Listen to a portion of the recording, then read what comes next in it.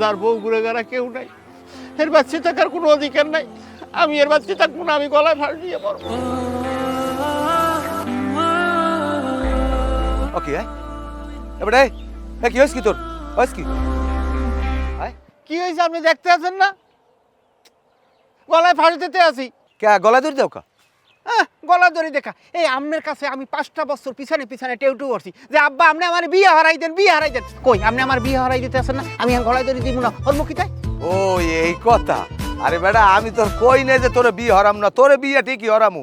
আরো 2-4 বছর যাও, কারণ তুই তো এখনো গেদু।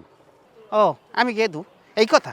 এই সামনের ভাদ্র মাসে আমার বয়স হয়ে গেলে 35 বছর। এই যে আপনার পাশে এই পাপ্পুরে দেখছেন, পাপ্পু আমার থেকে 7 বছরের ছোট, ও বিয়ে করছে, ওর 2টা বাচ্চার বাপ এখন। কাকু জামাল ভাইয়ের বয়স কিন্তু কমায় নাই, অনেক বয়স হয়েছে, একটা বিয়ে করাই দেন। আরে বেটা আমি কি কইছি যে বিয়ে করামু না? আমি তোরে কইছি বিয়ে করামু, আর 2-4 বছর যাও এইবার বিয়ে করাই দিব। হ্যাঁ আপনি কি কইলেন? আরো 2-4 বছর?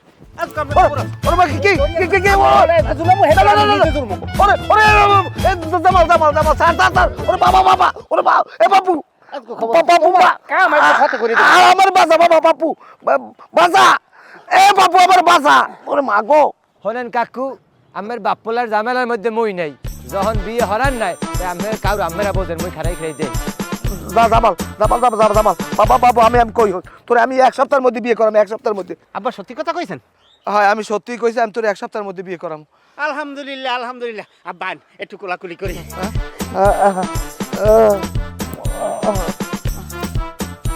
আমি তোরে 1 সপ্তাহের মধ্যে বিয়ে করাম। আমি কাল গই, আমি মাইয়ে দেখবো, মাইয়ে দেখিয়া আমি তোর বিয়ে করাই দেব। তাই এখন বাড়ি লও। জামাল ভাই দড়িটি খুললে নেওয়া লাগবে না তখন? না দড়ি খোলা যাইবে না। আব্বাই যদি আমার 1 সপ্তাহের ভিতর বিয়ে না দেয়, এই দড়িতে আবার আব্বারে জুলুম হেরপে নিজে জুলমু। না না না ঝুলান লাগবে না, আমি তোমার বাবু 1 সপ্তাহের মধ্যে বিয়ে করাই দেবো।